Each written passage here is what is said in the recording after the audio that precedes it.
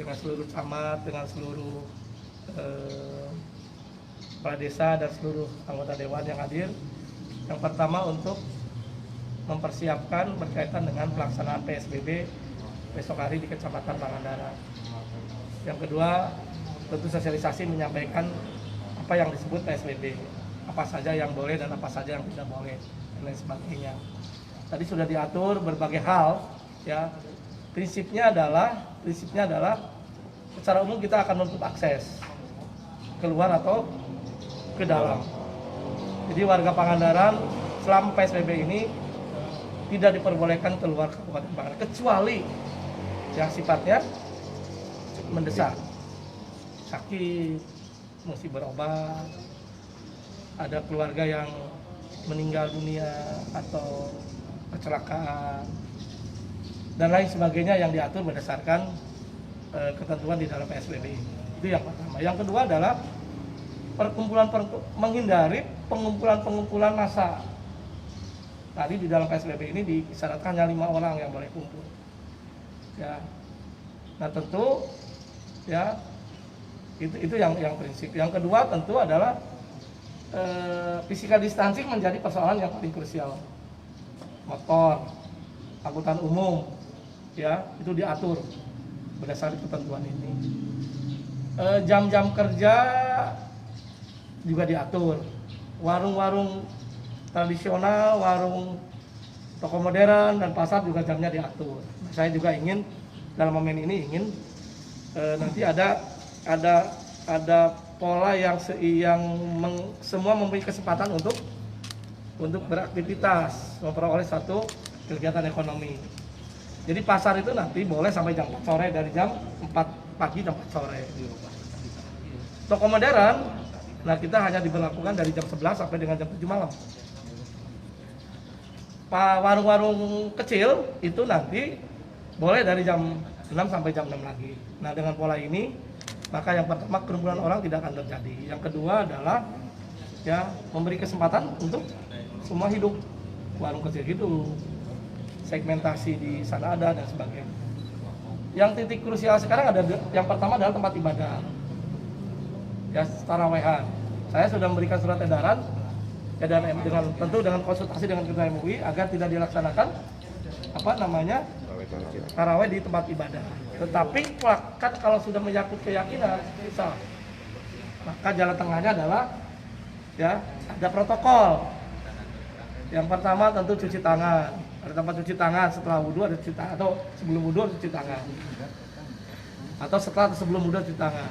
Memakai masker, dijaga jaraknya 1,5 meter minimal, ya itu. Terus yang kedua, titik krusial kita ini sekarang rumah sakit ini sekarang ini per hari kemarin ada 120 orang bertumpu di dokter dalam, dokter saraf, dokter kandungan. Saya lihat dokter kandungan, dokter dalam saja itu 50 orang.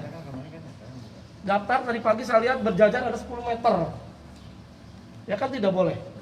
Ya, maka Bapak bisa bayangkan kalau sekarang dokter menangani 5 menit saja dari 50, maka sudah 250 menit. Kalau 5 menit, maka waktu ngantrinya menjadi 5 jam. Satu kesel, ya orang pas saya lihat di Facebook ada yang marah, ya sebetulnya nggak salah karena emang dokter pemeriksanya 5 menit, begitu lama karena pasien terlalu banyak. Nah oleh karena itu saya mohon tadi ke direktur dan ada sekarang daftar pakai online. Dia kasih tahu bahwa ibu bapak nanti bapak datang ke sini jam 1 atau jam 12. Ya, di online bapak datang jam 10 atau jam 11. Jadi dia tidak nunggu, dia juga di antrian panjang. Nah, ini yang tentu akan kita pantau terus ya. Dan lain sebagainya diatur PSBB ini. PSBB ini ada sanksi hukumnya. Ada sanksi hukumnya ya, dan tentu kita akan ya tentu ini lebih keras dari kondisi sekarang, tetapi saya meyakini ya kenapa saya setuju karena ini berlaku di seluruh Jawa Barat. Karena saya berpikir dua hal yang mempengaruhi terhadap kondisi pandemi COVID di Kabupaten Pangandaran. Yang pertama adalah perilaku masyarakat sendiri. Yang kedua adalah kabupaten tetangga. Ya. Jadi saya katakan kalau penanganan setengah-setengah, saya kira pandemi ini akan lama. Tapi kalau penanganannya sama serentak di Jawa Barat, saya yakin mudah-mudahan pandemi di akhir bulan Mei sudah selesai lah, ya sudah lambat turun dan sebagainya. Saya lihat Jakarta pengalamannya kan semakin lambat ya pola pergerakan pandeminya. Itu yang disampaikan kepada seluruh warga masyarakat. Saya kira ya diminta keikhlasannya, diminta kedisiplinannya untuk melaksanakan ini. Jadi contoh, yang boleh pakai motor boncengan hanya keluarga terdekat, jadi anak sama istri, suami istri, yang lain tidak boleh. Ya, ini dalam untuk kebaikan semua, menggunakan masker. Ya, saya kira itu pasti kan yang biasa kita pakai motor. Ya, mobil angkutan tadi yang akap kita sudah tutup. Ya, tinggal yang pedesaan nanti diatur. Ada juga diatur, ya itu ayahnya seperti itu. Ya kalau pasar saya kira tidak terlalu lah, cuma jam pasarnya yang kita atur. Itu yang sampaikan pada kesempatan yang berbahagia ini. Besok nanti malam mulai jam 00 ya kita akan memberlakukan ini kepada masyarakat yang mau mudik wayahnya mulai besok Anda sama sekali tidak boleh masuk ke Pangandaran. Jadi tidak usah pulang lah ya di sana. Ya di sana kan di tempat saudara Anda kan ada bansos, ada prakerja dan sebagainya cukup membantu ya, mudah-mudahan bisa berjalan. Jadi mulai besok ayahnya pemudik ya kita tidak bisa mentolerir kata kita memperlakukan PSBB di Kabupaten Pangandaran. Ya jadi mulai besok Anda sudah sampai Pangandaran ya pasti dilarang masuk ke Pangandaran. Ya. Itu saja yang sampaikan. Terima kasih. Pak, untuk logistik sendiri Pak gimana Pak? Logistik aman lah. Kalau logistik kan boleh. Boleh ya. Jadi logistik ini boleh, boleh, kan ada logistik, angkutan medis, angkutan pangan boleh.